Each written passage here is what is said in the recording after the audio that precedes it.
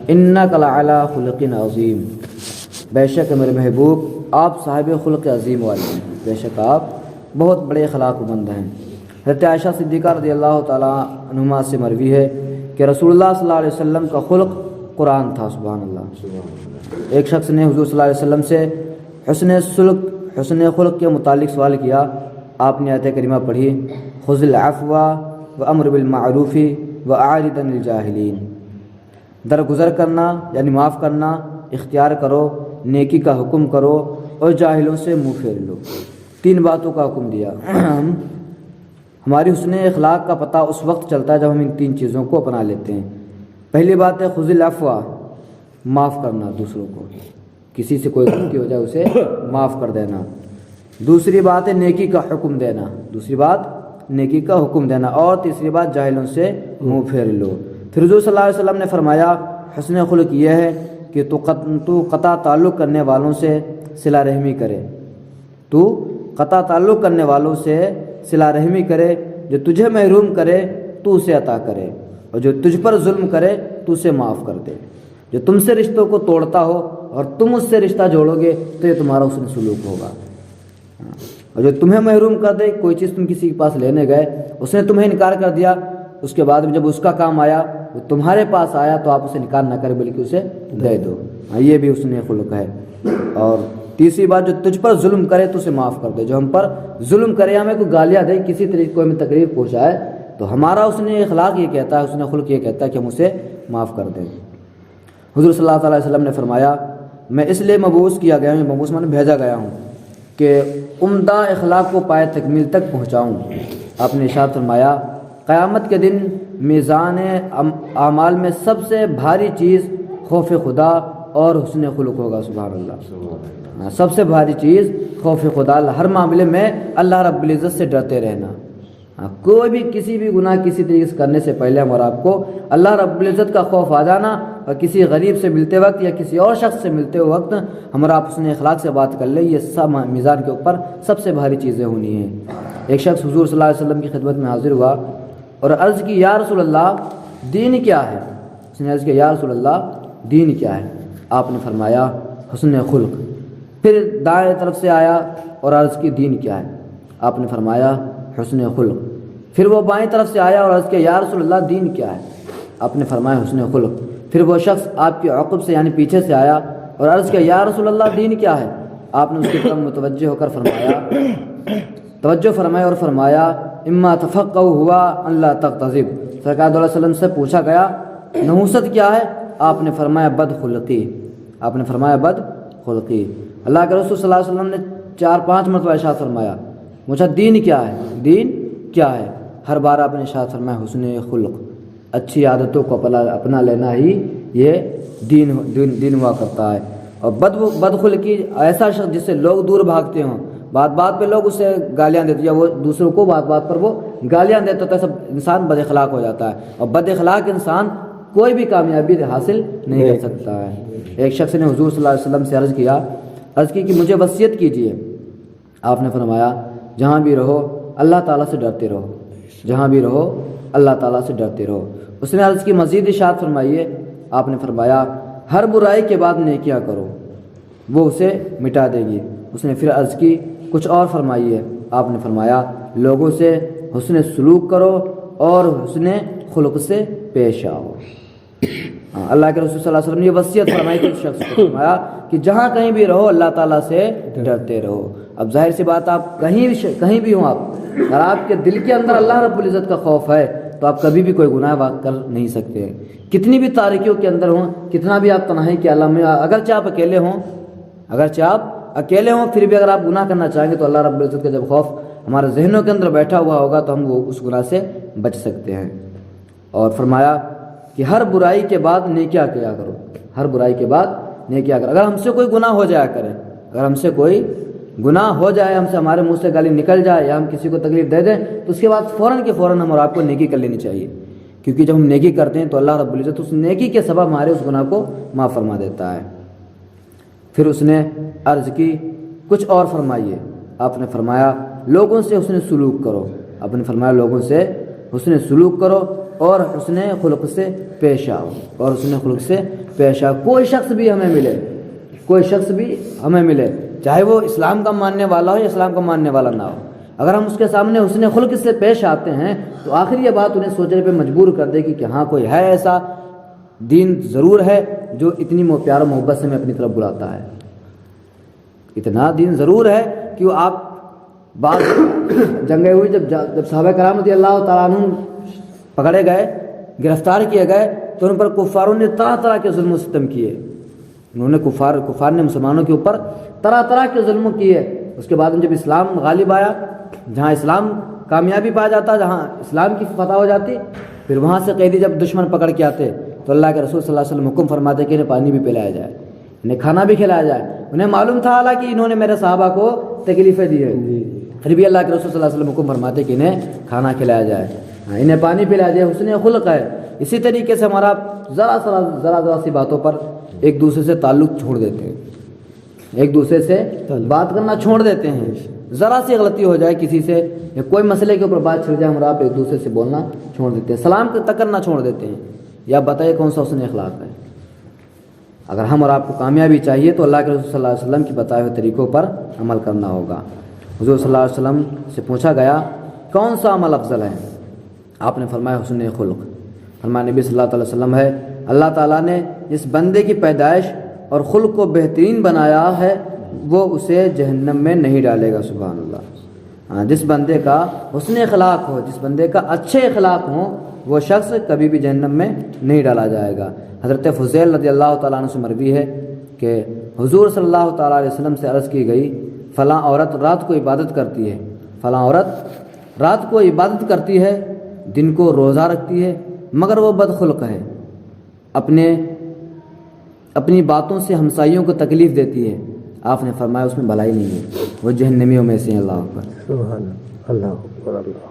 پوچھا گیا اللہ کے رسول صلی اللہ علیہ وسلم سے عرض کی گئی یا رسول اللہ ایک فلاں عورت ہے رات کو عبادت کرتی ہے اور دن کو روزہ رکھتی ہے مگر وہ بدخلق ہے، اس کے اندر بری عادتیں ہیں، اپنی باتوں سے ہمسائیوں کو تکلیف پہنچاتی ہے، اپنی باتوں سے وہ اس طریقے سے باتیں کرتی ہے اس کے پڑوسی، اس کے محلے والے لوگ اس سے پریشان رہتے ہیں۔ آپ نے فرمایا اس میں بھلائی نہیں ہے، وہ جہنمیوں میں سے ہے، وہ جہنمیوں میں سے۔ اللہ اکبر۔ اب بتائیں ذرا، وہ نماز بھی پڑھتی ہے، روزے بھی رکھتی ہے، دن میں رات میں نماز پڑھتی ہے، دن میں روزے رکھتی ہے، جہنم میں جانے کا سبب صرف کیا ہے؟ بد اخلاقی، جس سے اس کے پڑوسی پریشان رہتے ہیں، جس کے پڑوسی پریشان رہتے ہوں، جس کا ہمسایہ تکلیف کے اندر ہو، وہ کتنی بھی نمازوں کو پڑھتا رہے، کتنا بھی کچھ بھی کرتا رہے، اس کے پڑوسی پریشان ہیں تو اللہ رب العزت ہم سے پوچھے گا ضرور، اللہ رب العزت ہم سے پوچھے گا ضرور، تم بتاؤ تم تو مسجد کے اندر پڑے رہے، تم تو اچھا کھاتے رہے، اچھا پہنتے رہے، تم بتاؤ تم نے پڑوسیوں کے لیے کیا کیا؟ تم نے پڑوسیوں کے لیے کیا کیا؟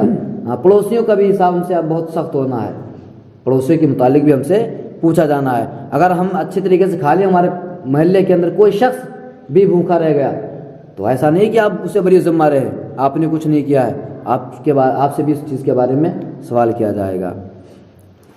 جو بندہ نمازوں کو اگرچہ پڑھتا رہے، روزوں کو رکھتا رہے، مگر وہ انسان بد اخلاق ہو، کسی سے صحیح طریقے سے بات نہ کرتا ہو، تو وہ شخص ایسے شخص جہنمیوں میں سے ہوتے ہیں۔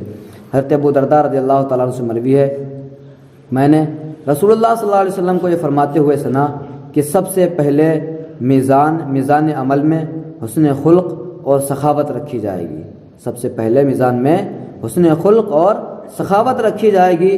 جب اللہ تعالیٰ نے ایمان کو پیدا فرمایا تو اس نے عرض کی اے اللہ مجھے قوت عطا فرما، تو اللہ تعالیٰ نے اسے حسن خلق اور سخاوت سے تقویت بخشی۔ اور جب اللہ تعالیٰ نے کفر کو پیدا فرمایا تو اس نے عرض کی اے اللہ مجھے قوت بخش، تو اس نے بخل اور بدخلقی سے اس کی تقویت بخشی۔ ایمان والوں کی نشانی یہ ہے کہ وہ ہمیشہ حسن اخلاق سے سب سے پیش آتے ہیں، ایمان کی نشانی یہی ہے وہ کسی سے بدتمیزی سے پیش نہیں آتے ہیں، اور سخاوت کرتے رہے، اللہ رب العزت کی بارگاہ میں خرچ کرتے رہتے ہیں۔ اور کفر کی مثال یہ ہے، اور کفر کا طریقہ یہ ہے، کفر کی عادتیں یہ ہیں کہ جس کے دل کے اندر نفاق ہوتا ہے وہ شخص بخیل ہوتا ہے، وہ شخص بخیل ہوتا ہے اور بدخلق ہوتا ہے۔ فرمان نبی صلی اللہ علیہ وسلم ہے اللہ تعالیٰ نے اس دین کو اپنے لیے پسند فرما لیا ہے، تمہارا یہ دین سخاوت اور حسن خلق کے بغیر صحیح نہیں ہوتا ہے، تمہارا یہ دین، اس دین پر ہم اور آپ قائم ہیں، یہ سخاوت اور حسن خلق کے بغیر صحیح نہیں ہوتا ہے۔ ہوشیار اپنے اعمال کو ان دونوں چیزوں سے زینت بخشو، یعنی اپنے اعمال کو ان دونوں چیزوں سے مطلب سخاوت بھی کرتے رہو اور لوگوں سے حسن اخلاق کے ساتھ پیش آتے بھی رہو۔ فرمان نبی صلی اللہ علیہ وسلم ہے حسن خلق اللہ تعالیٰ کی عظیم ترین مخلوق ہے۔ حضور صلی اللہ علیہ وسلم سے عرض کی گئی یا رسول اللہ کون سے مومن کا ایمان افضل ہے؟ آپ نے فرمایا جس کا خلق سب سے بہتر ہوگا۔ حضور پر نور صلی اللہ علیہ وسلم کا ارشاد ہے کہ بلا شبہ تم لوگوں کو مال و دولت کے ذریعے امداد نہیں کر سکتے، لہٰذا ان کی خندہ پیشانی اور حسن خلق سے مدد کرو۔ اللہ کے رسول صلی اللہ علیہ وسلم ارشاد فرماتے ہیں کہ بلا شبہ بعض غریب ہوتے بعض امیر ہوتے، جو امیر ہوتے ہیں وہ تو پیسہ خرچ کر لیتے ہیں، وہ تو غریبوں کے اندر تقسیم کر دیتے ہیں، اور جس کے پاس اتنا مال و دولت نہیں وہ کس طریقے سے حسن اخلاق سے پیش آئے، کس طریقے سے سخاوت کرے۔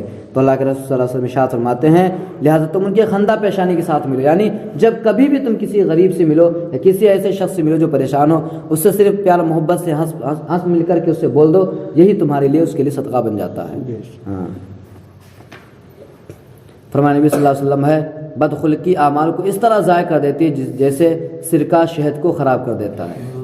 بدخلقی اعمال کو اس طرح ضائع کر دیتی ہے، ہم کتنی بھی نمازیں پڑھتے رہیں، یہاں پہ ہم تقریریں کرتے رہیں، باہر جا کر کے ہم گالیاں دے دیں کسی شخص کو، تو ہماری جتنا نماز پڑھانا ساری کی ساری بیکار ہو جائے گی، سب کچھ بھیل جائے۔ جس طریقے سے ذرا سا سرکہ شہد کے اندر پڑ جاتا ہے تو پورا کا پورا شہد خراب ہو جاتا ہے۔ اسی طریقے سے بندہ کتنی بھی نمازیں پڑھتا رہے، روزہ رکھتا رہے، حج کرتا رہے، زکات دیتا رہے، سب کچھ کرتا رہے، اگر اس کے اندر اخلاق نہیں ہے، اگر اس کے اندر اخلاق نہیں، پیار و محبت اس کے دل کے اندر نہیں ہے، تو یہ سارے کے سارے اعمال پر اس کے پانی پھر جائے گا۔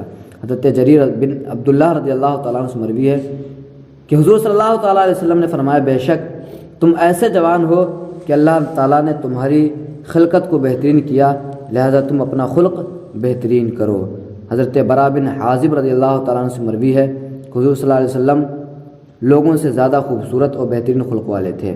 حضرت ابو سعید البدری رضی اللہ تعالیٰ عنہ سے مروی کہ حضور صلی اللہ علیہ وسلم اپنی دعا میں یوں عرض کرتے تھے، اپنی دعا میں یوں عرض کرتے تھے، اے اللہ جیسے تو نے میری تخلیق کو بہترین کیا ہے ویسے ہی میرے خلق کو بہترین فرما۔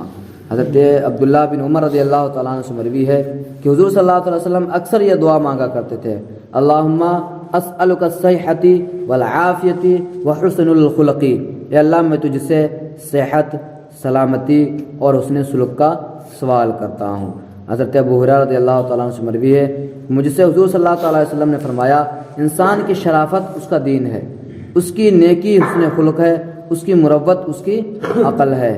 حضرت اسامہ بن شریک رضی اللہ تعالیٰ عنہ سے مروی ہے کہ میں اعرابیوں کی مجلس میں حاضر ہوا، وہ حضور صلی اللہ علیہ وسلم سے پوچھ رہے تھے کہ انسان کو عطا شدہ بھلائیوں میں سے کون سی بھلائی عمدہ ہے؟ آپ نے فرمایا حسن خلق۔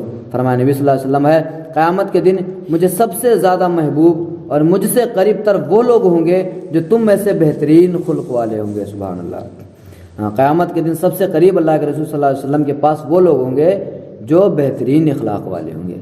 آج کے بیان کے اندر جس چیز کا ہمیں پتہ چلتا ہے وہ چیز حسن خلق ہے، اچھی عادتیں ہیں۔ اللہ کے رسول صلی اللہ علیہ وسلم ارشاد فرماتے ہیں حسن خلق آدھا ایمان ہے، حسن خلق آدھا ایمان ہے۔ جب ہم اور آپ کسی سے بھی ملا کریں، کسی سے بھی ملا کریں، اگرچہ وہ ہمارے اسلام کو ماننے والا ہو یا نہ ماننے والا ہو، اگرچہ وہ ماننے والا ہو یا نہ ماننے، اگر ہم اسے صحیح طریقے سے پیش آئیں گے، صحیح طریقے سے اگر ہم اور آپ اس سے ملیں گے تو اس کے ذہن کے اندر یہ بیٹھ جائے گی کہ ہاں اسلام ایسا مذہب ہے جو سب کو ایک طریقے سے رکھنا چاہتا ہے۔ تو ہم اور آپ کو ذرا سی کوئی بات ہو جائے، ہم اور آپ کسی سے رشتے کو نہ توڑیں اور اپنے پڑوسیوں کا زیادہ سے زیادہ خیال رکھیں۔ اللہ رب العزت کی بارگاہ میں دعا اللہ رب العزت ہمیں ان تمام طرح باتوں پر عمل کرنے کی توفیق اور رفیق عطا فرمائے، شریعت مطہرہ صلی اللہ تعالیٰ علیہ وسلم پر عمل عطا فرمائے۔ مالک ہم سب کو حسن خلق عطا فرما، مالک ہم سب کو حسن خلق عطا فرما، مالک ہم سب کو تمام تر مہلکات بیماریوں سے محفوظ عطا فرما، مالک ہم سب کو جھوٹ، تکبر، غیبت، بدی، بخل سے محفوظ عطا فرما، مالک ہم سب کو اللہ رب العزت کی بارگاہ میں زیادہ سے زیادہ خرچ کرنے کی توفیق عطا فرما، مالک مولا ہم سب کا صحیح معنوں میں صحیح طریقے پر شریعت پر گامزن عطا فرما، مالک مولا ہم سب کا خاتمہ ایمان پر نصیب فرما۔ سبحان ربک رب العزت عما یصفون وسلام علی المرسلین والحمد للہ رب العالمین۔